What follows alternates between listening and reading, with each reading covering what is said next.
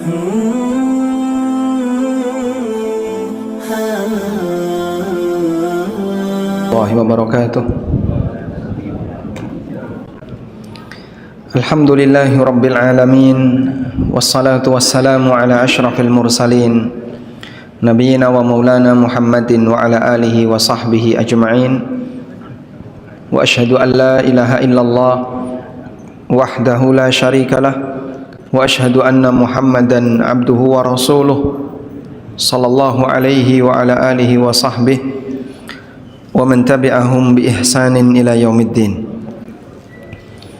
Alhamdulillah, puji syukur kita haturkan kehadirat Allah Subhanahu wa taala. Di kesempatan siang hari ini kembali kita melanjutkan kajian rutin dengan membaca kitab Bulughul Maram, dan insyaallah kita akan membaca hadis nomor 438 berkaitan dengan hukum seputar masalah jamak ketika sholat. Hadis 438. Sebelumnya kita akan berikan pengantar terlebih dahulu tentang masalah jamak.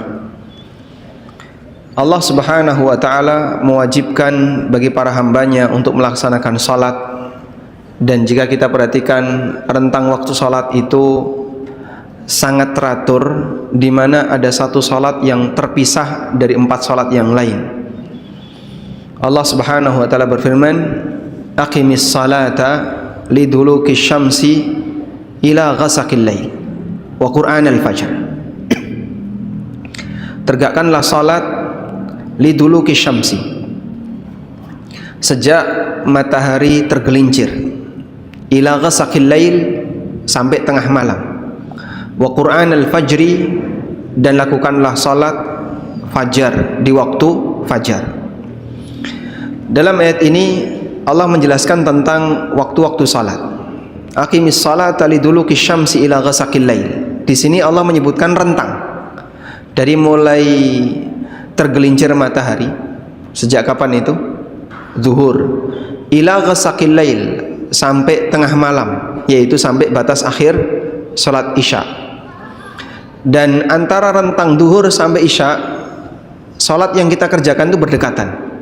Zuhur sekian jam, berikutnya asar, sekian jam berikutnya maghrib, sekian jam berikutnya isya, berdekatan.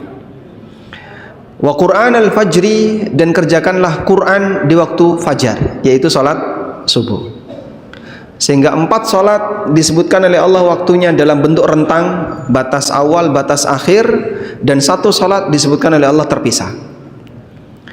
Oleh karena itu, kaitannya dengan masalah jamak, untuk 1 salat dia tidak bisa dijamak dengan salat apapun, yaitu salat subuh. Subuh tidak bisa dijamak dengan isya, dan tidak bisa dijamak dengan zuhur. Sehingga dari isya sampai subuh rentangnya panjang, dari subuh sampai zuhur rentangnya panjang. Maka 2 salat ini tidak bisa dijamak. Karena itulah pendapat yang lebih tepat berkaitan dengan batas akhir waktu salat isya. Kapan batas akhir waktu salat isya? Pendapat yang lebih kuat adalah tengah malam. Sehingga orang yang mengerjakan salat isya pasca tengah malam, berarti dia telah mengerjakan salat isya di luar waktu. Karena untuk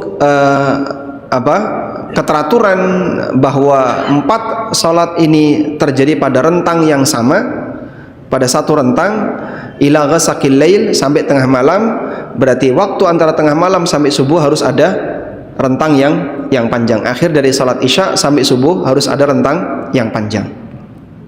Wallahu alam. Sehingga pendapat yang lebih tepat berkaitan dengan batas akhir dari salat isya adalah tengah malam, bukan sampai subuh. Selanjutnya, Allah Subhanahu wa taala menjadikan di sana ada salat siang dan di sana ada salat malam. Salat siang bisa digabungkan zuhur dengan asar. Salat malam bisa digabungkan maghrib dengan isya. Sehingga terjadilah syariat jamak ketika salat. Selanjutnya, pada asalnya setiap salat 5 waktu telah ditetapkan oleh Allah Subhanahu wa taala waktunya. Sebagaimana yang Allah tegaskan dalam Al-Qur'an, "Innas salata kanat 'alal mu'minina kitaban mauquta. Sesungguhnya salat adalah kewajiban bagi orang-orang mukmin yang telah ditetapkan waktunya. Oleh karena itu, melaksanakan salat setelah habis waktu hukumnya batal, sebagaimana salat sebelum masuk waktu juga batal, karena batas waktunya telah ditetapkan oleh Allah. Salat duhur sebelum masuk duhur batal, sebagaimana salat duhur setelah selesai waktu duhur juga batal. Demikian pula yang berlaku pada asar dan salat-salat yang lain. Sehingga kita diperintahkan untuk memenuhi batas waktu yang telah ditetapkan. Sahabat Abdullah bin Mas'ud radhiyallahu anhu pernah bertanya kepada Nabi sallallahu alaihi wasallam, "Ya Rasulullah, ayyul a'mali afdal?" Ya Rasulullah, amal apakah yang paling afdal?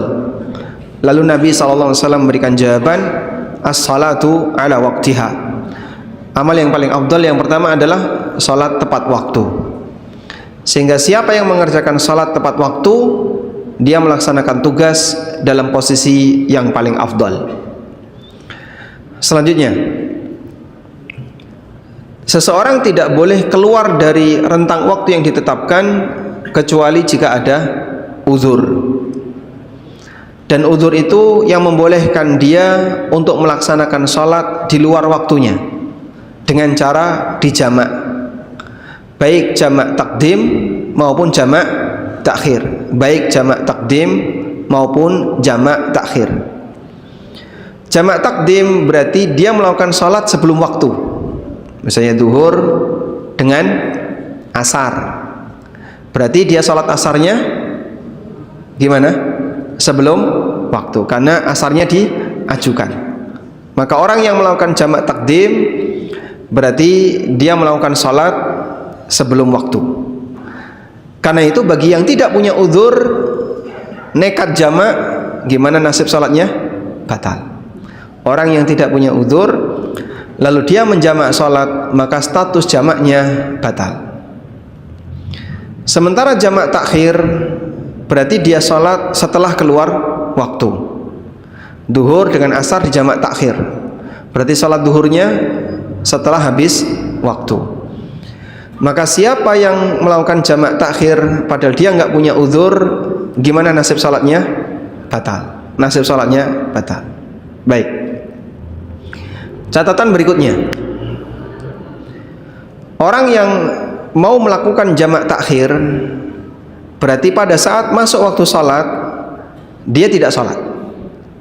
Misalnya kita mau melakukan jamak takhir duhur dengan asar, sudah?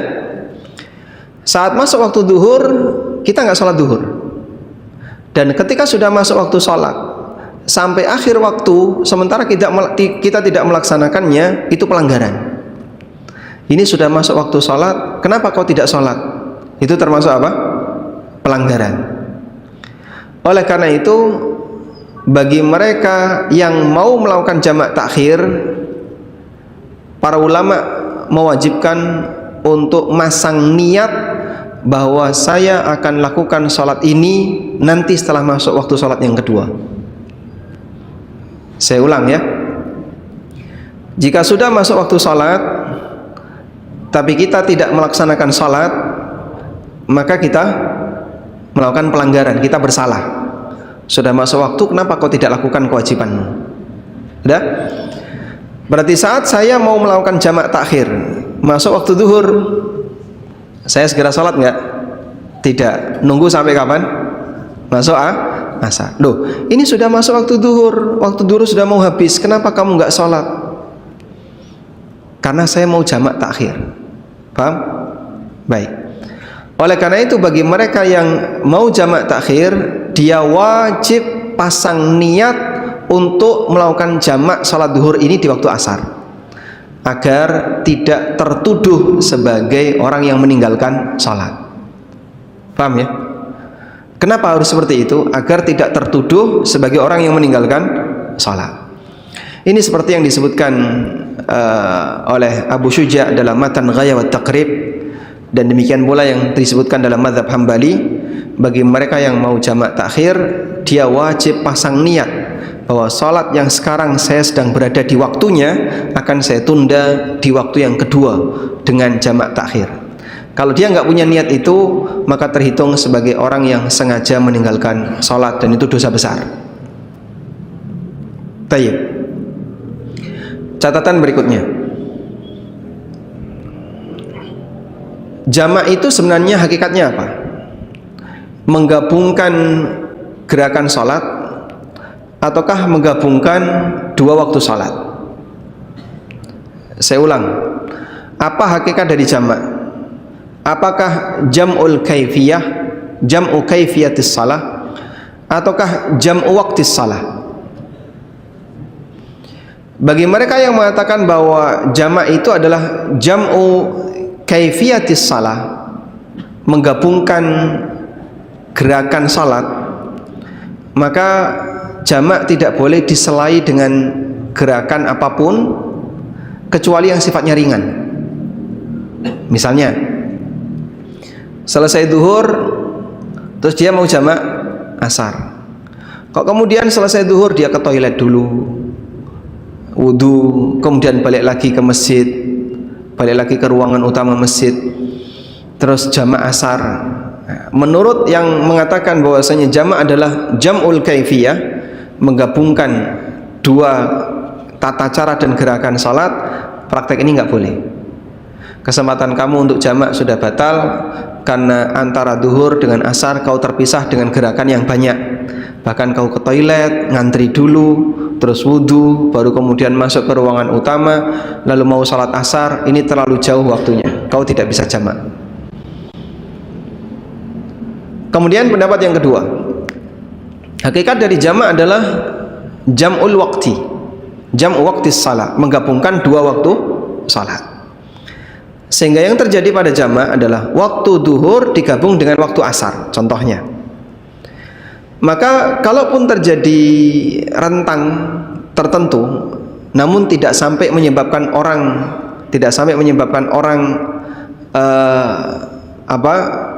berlebihan dalam melakukan aktivitas, dalam arti dia kayaknya sudah nggak punya niat untuk sholat misalnya, maka dia masih boleh untuk jamak. Contoh ya, selesai duhur kemudian dia ke toilet atau dia batal terus wudu, apakah masih bisa untuk jamak asar? Berdasarkan pendapat yang kedua ini bisa. Tapi kalau dia melakukan aktivitas di mana orang akan menilai bahwa dengan aktivitas ini dia sudah tidak lagi untuk sholat, tidak lagi punya keinginan untuk sholat, maka dia sudah tidak punya kesempatan untuk jamak. Contoh, selesai sholat duhur dia kuliah sampai jam 2, terus balik ke masjid jamak dengan asar, bisa? Tidak. Kenapa? Begitu dia kuliah, berarti dia sudah tidak ada keinginan untuk sholat. Sementara kalau masih gabung, misalnya saya batal, saya ke toilet, masih gabung nggak? Masih, niatnya belum putus, dia masih punya keinginan untuk segera sholat asar. Nah seperti ini masih bisa untuk menjamak. Bisa dipahami insya Allah? Baik.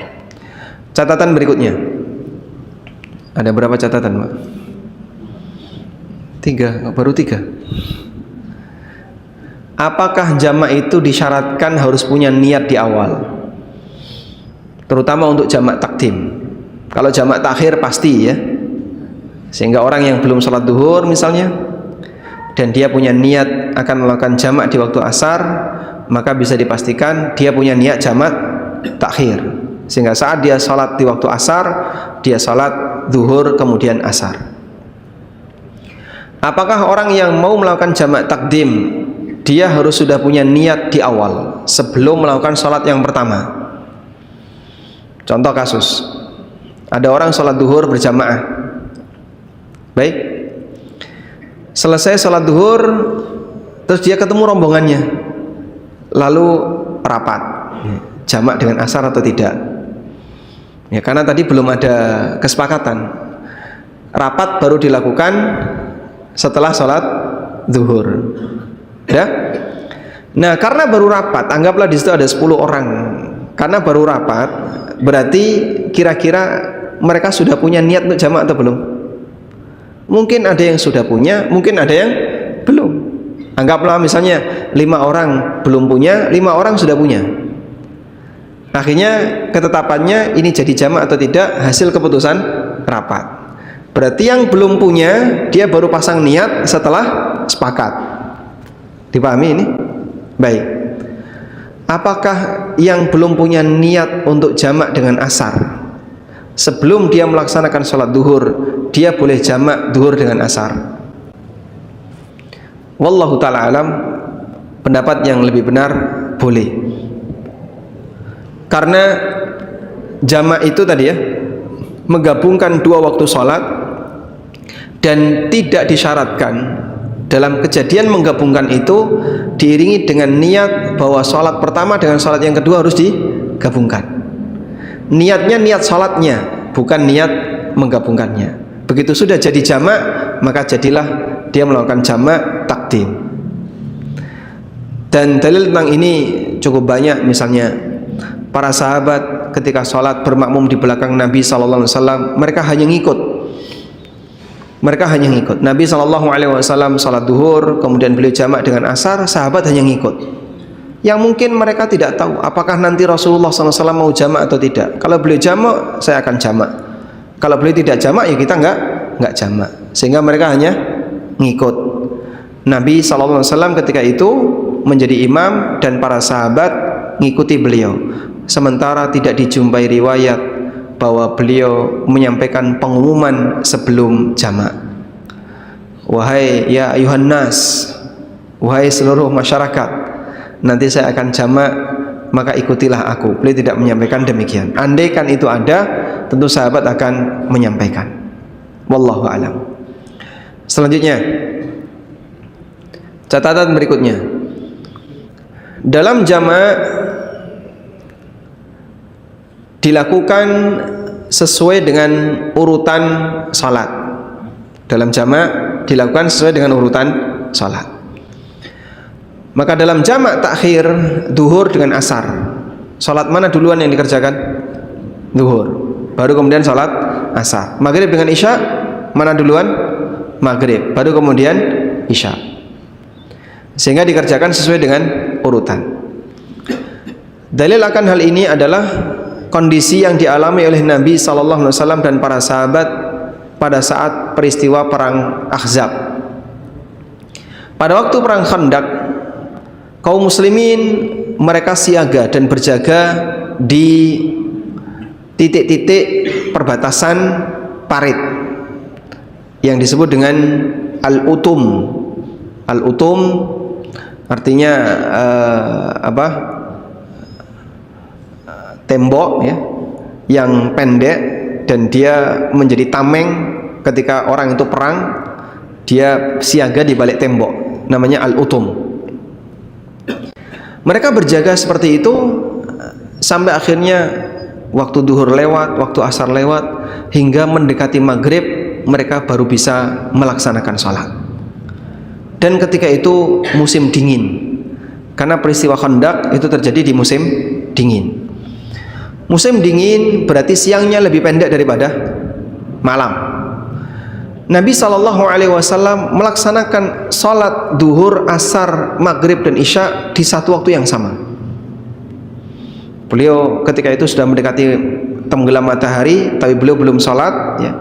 Sampai Umar bin Khattab radhiyallahu anhu emosi, marah-marah, dan Nabi SAW juga menyampaikan, aku juga belum sholat. Akhirnya sebagai peraturan perang di masa silam, kalau maghrib perang berhenti, malam perang berhenti. Begitu sudah masuk waktu malam, barulah masing-masing kembali ke posnya sendiri-sendiri. Di saat itulah Nabi SAW dan para sahabat baru bisa melaksanakan sholat. Maka beliau sholat duhur, asar, maghrib, isya berurutan di satu waktu yang sama. Dan para ulama mengatakan ketika itu belum ada syariat tentang sholat khauf, belum ada syariat tentang sholat perang, sehingga Nabi SAW tidak melakukan sholat khauf. Sholat khauf itu baru ada belakangan. Taib. Dalam kejadian inilah kita bisa memahami bahwa bagian dari aturan dalam jamak itu dikerjakan sesuai dengan urutan sholat. Maka jamak takhir, maghrib dulu baru isya, duhur dulu baru asar, dan demikian seterusnya. Selanjutnya, kita sudah pernah belajar tentang qasar, dan sekarang kita belajar tentang jamak. Dan jamak dengan qasar ini dua hal yang berbeda. Jamak sendiri, qasar sendiri. Meskipun terkadang digabung, jamak sekaligus qasar. Mungkin nggak Pak jamak saja tanpa qasar? Mungkin. Mungkinkah qasar saja tanpa jamak? Mungkin. Sehingga dua-duanya memungkinkan. Sudah? Apa contohnya jamak saja tanpa qasar? Hadis Ibnu Abbas radhiyallahu anhuma. Beliau pernah menceritakan, jama'an nabiyyu sallallahu alaihi wasallam baina adh-dhuhri wal asri wal maghribi wal isya bil madinati min ghairi matarin wala khaufin.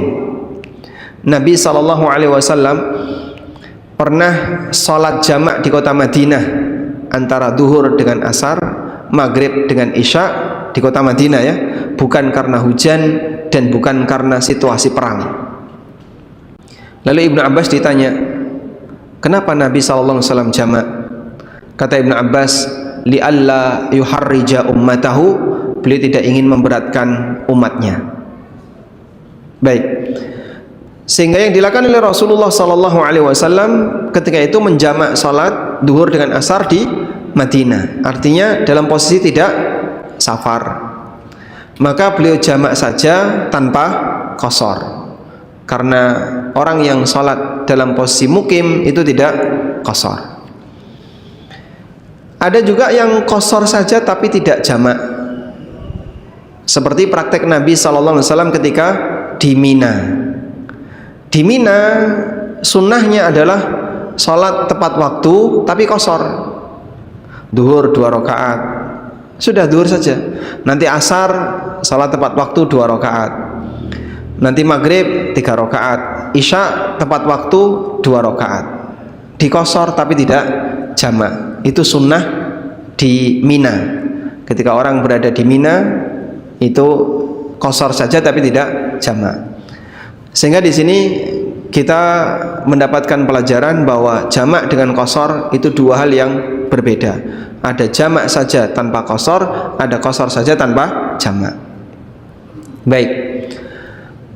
Lalu apa latar belakangnya jamak dengan apa latar belakangnya qasar? Kemarin sudah kita bahas bahwa qasar itu disyariatkan karena orangnya safar, sehingga siapa yang safar dia qasar. Maka safar sama dengan qasar. Karena itu bagi siapa yang tidak safar nggak boleh qasar. Sakit Pak nggak boleh qasar. Kecuali kalau dia dirawat di luar kota, baru dia bisa qasar. Karena uzur qasar itu hanya satu, yaitu safar. Yang kedua, jamak. Uzur jamak lebih longgar daripada qasar. Jamak itu bisa karena safar, bisa karena sakit, bisa karena hujan, bahkan bisa karena situasi tertentu yang dia dalam posisi sehat walafiat. Misalnya akan ada kesibukan yang tidak mungkin bisa dia tinggalkan ketika nanti dia akan melakukan tindakan seperti ini. Kita boleh sebutkan contoh ya. Kalau andai kan seorang dokter mau melakukan tindakan operasi, butuh waktu nabrak sholat. Misal ya, operasi dimulai sebelum maghrib jam 5 dan akan berakhir kurang lebih jam 8 malam misalnya, atau bahkan sampai jam 9 malam. Otomatis dia akan melintasi waktu maghrib. Maka dalam posisi ini dokter boleh jamak takhir. Karena alasan apa? Tidak memungkinkan meninggalkan lokasi operasi dalam posisi dia sedang melakukan tindakan.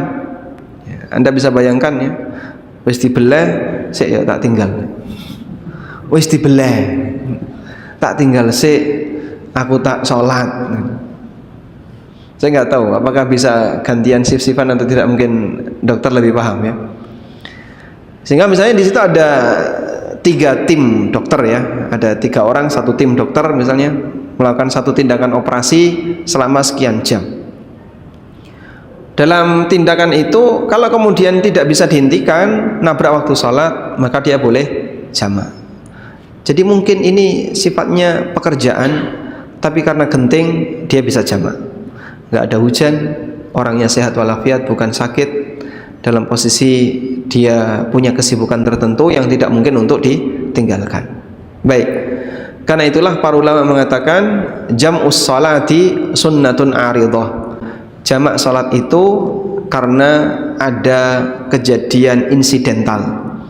Sunnah aridah, jamak sholat dilakukan karena ada kejadian insidental.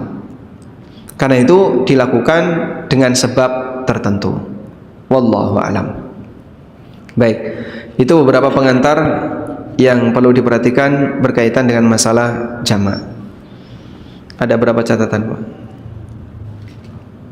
Coba kita ulang ya. Pertama apa? Pertama tentang penjelasan dalam Al-Quran mengenai waktu sholat.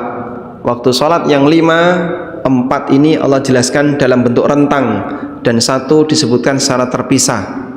Aqimis salata liduluki syamsi ila ghasaqil lail wa Qur'an al-fajr. Tegakkanlah salat dari sejak matahari tergelincir sampai tengah malam. Ini menjelaskan tentang rentang awal, rentang akhir untuk waktu salat, dari mulai zuhur sampai akhir dari salat isya yaitu tengah malam. Sedangkan salat subuh terpisah, wa Qur'an al-fajr, dan kerjakanlah Quran di waktu fajar. Salat subuh disebut dengan Qur'anul fajr karena dianjurkan ketika salat subuh memperpanjang bacaan Al-Quran, sehingga salat subuh yang sesuai sunnah, bacaan yang dibaca ketika salat adalah surat-surat yang panjang. Oleh karena itu, catatan berikutnya yang kedua, sebagai konsekuensinya satu salat ini tidak bisa dijamak dengan salat apapun. Subuh tidak bisa dijamak dengan isya, tidak bisa dijamak dengan zuhur. Sehingga yang bisa dijamak adalah yang ada di rentang ini, yang siang dan yang malam, zuhur asar dan maghrib isya. Selanjutnya catatan yang ketiga, bahwa jamak itu sifatnya apa tadi? Menggabungkan waktu, bukan menggabungkan kaifiyah. Maka meskipun ada rentang tidak masalah. Yang penting dia tidak melakukan aktivitas yang menunjukkan dia sudah memutus kegiatan sholat. Catatan yang keempat, bahwa jamak itu dikerjakan sesuai urutan. Bagi mereka yang jamak takhir, zuhur, asar, jamak takhir di waktu asar, jamak takhir di waktu isya, maghrib, isya. Catatan yang kelima, bahwa dalam jamak takhir atau jamak takdim tidak disyaratkan harus punya niat. Karena itu kalau ada kasus salat maghrib, di tengah salat hujan deras, ya? Berarti sebelum salat maghrib apakah sudah punya niat jamak? Sudah punya niat jamak belum? Belum. Kenapa? Belum hujan. Di tengah sholat maghrib rakaat yang ketiga hujan terus sekali. Selesai maghrib hujan belum reda. Boleh jamak nggak? Boleh jamak nggak? Boleh? Boleh. Tapi kan dia nggak punya niat, Pak. Tadi sebelum maghrib dia punya niat jamak isya nggak? Tidak. Kenapa? Belum turun hujan. Kalau gambling boleh nggak, Pak? Misalnya udah lihat mendung, gelap, ini kayaknya kok peluang besar hujan ya. Udahlah, wahai jamaah, niatkan jamak isya misalnya. Barangkali nanti kalau jadi turun hujan, alhamdulillah kita sekalian jamak isya. Boleh kayak gitu? Nggak boleh. Kok bisa gambling kayak gini ya? Baik. Sehingga yang bisa dia lakukan adalah begitu selesai maghrib kok hujan belum reda dan itu bisa membasahi badan, kalau orang keluar dari masjid maka dia boleh jamak dengan isya. Selanjutnya, jamak itu sifatnya sunnatun aridah. Artinya dia dikerjakan karena ada sebab,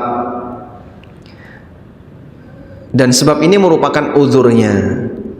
Maka orang yang melakukan sholat jamak tanpa uzur batal sholat yang tidak pada waktunya. Termasuk juga tadi catatan yang terlewat, hukum asal sholat dikerjakan pada waktunya. Siapa yang melakukan jamak tanpa uzur berarti dia pasti sholat di luar waktu, baik takdim maupun takhir. Wallahu a'lam. Walhamdulillahirabbil alamin. Itu beberapa pengantar dan nampaknya sudah jam 1. Maka untuk pembacaan hadis insyaallah akan kita bacakan di pertemuan berikutnya insyaallah taala. Demikian, wassallallahu ala nabiyyina Muhammadin wa ala alihi wa sahbihi wasallam. Baik, ada yang mau disampaikan? Untuk istilah, kalau saya pernah dengar kan, kalau safar jamak qashar itu alasannya karena safar. Kemudian kalau yang jamak saja itu karena masyaqqah. Itu betul nggak pernyataan ini? Baik. Masyaqqah tadi. Alhamdulillah. Kalau jamak qashar alasannya karena safar. Safar yang tidak jamak pun boleh. Di Mina Nabi SAW itu musafir dan beliau tidak jamak. Karena itu bagian dari sunnah ketika di Mina, sholat duhur, asar, maghrib, isya dikerjakan di masing-masing waktunya. Cuman diqashar. Sehingga di Mina adzan duhur, terus sholat 2 rakaat, udah selesai. Nggak ada apa-apa lagi. Tidak sholat ba'diyah, tidak sholat qobliyah di Mina. Karena kita hanya qashar saja. Makanya kaum muslimin di Mina itu mungkin bisa disebut nganggur, ngetekur ya. Paling longgar waktunya. Karena kegiatan dia cuman datang ke Jamarat, lempar jumroh, balik lagi. Tapi karena panasnya dalam situasi serba terbatas, jamaah paling nggak betah. Sehingga orang di Mina itu kapan segera bisa meninggalkan Mina. Makanya dengan adanya nafar awal, begitu masuk tanggal 12, oh masya Allah, kukutan kabeh. Bersih itu, terutama tenda-tenda yang reguler. Kita selalu sarankan kepada jamaah yang kami bimbing, kita nafar sani. Karena nafar awal mereka sudah bersih. Setelah itu Mina kau kuasai sudah. Sepi, kasur-kasur nganggur, bantal-bantal, makanan berlimpah sudah. Toilet mau didiamin sejam bisa. Karena sudah sepi. Yang nafar sani. Makanya nggak usah khawatir yang nafar sani. Anda kalaupun di tanggal 10, 11, 12 itu penuh orang, nanti di tanggal 12 Anda bisa istirahat maksimal. Sehingga orang di Mina biasanya nggak betah karena yaitu panas, nganggur. Makanya mereka pengen segera ke hotel. Tapi di sini ketika di Mina jamaah cukup salat apa? Qashar tanpa jamak. Walaupun dia safar. Terus kenapa kok tidak jamak? Karena longgar waktunya. Orang bisa menguasai semua waktu sholat. Dia bisa nyantai, selesai duhur dia nyantai, selesai asar dia nyantai. Makanya tidak jamak. Kemudian ketika di Arafah, jamak takhir atau takdim? Di Arafah sunnahnya takdim. Tujuannya apa? Biar bisa banyak berdoa. Salat duhur, asar, terus doa. Maka dilakukan jamak takdim, biar waktu dia untuk berdoa lebih panjang. Nah, sayangnya di Arafah dipakai ngudut ya. Ini banyak yang ngudut ini. Nah, Masya Allah, ini orang di tempat mustajab malah ngerokok dan ngobrol karo koncone. Kalau di Muzdalifah jamaknya apa? Di Muzdalifah takhir, jamaknya takhir. Tujuannya apa? Memberi kesempatan agar orang bisa melakukan sholat, bergerak dari Arafah ke Muzdalifah, dia tidak terhenti untuk melakukan sholat maghrib, sehingga salatnya ditakhir di isya jika memungkinkan. Kalau tidak memungkinkan, maka boleh mengerjakan salat sesuai kondisi. Seperti kemarin, pergerakan dari Arafah menuju Muzdalifah itu adalah suasana paling kredit sepanjang masa, sehingga jamaah yang kami bimbing ada yang mengusulkan kita takhir sesuai sunnah, baik, tapi nggak ada yang bisa memastikan bis ini akan sampai di sana sebelum subuh, dan itu berbahaya. Akhirnya kita minta, udah kita takdim semuanya, masuk maghrib, isya, berangkat. Dan qadarullah sampai di Muzdalifah setelah subuh. Kalau tadi tidak takdim, mungkin tidak dapat salat maghrib dan isya, karena di atas bis terus. Bisnya bergerak tapi lambat sekali, lebih cepat orang jalan daripada gerakan bis. Wallahu a'lam. Baik, cukup. Nah. Kalau kita lagi safar, kita harus sholat di masjid jamaah atau sholat harus di masjid atau tidak? Kalau kita lagi safar, apakah kita harus sholat di masjid? Jika memungkinkan untuk sholat di masjid, harus sholat di masjid.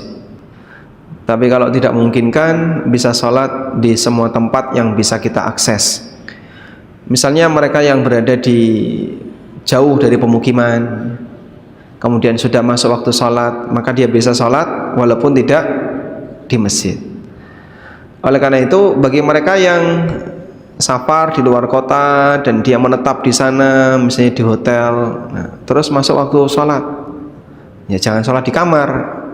Ada masjid Pak sebelah hotel, kamu datang ke masjid, jangan sholat di kamar. Karena lelaki seharusnya sholat jamaah di mana?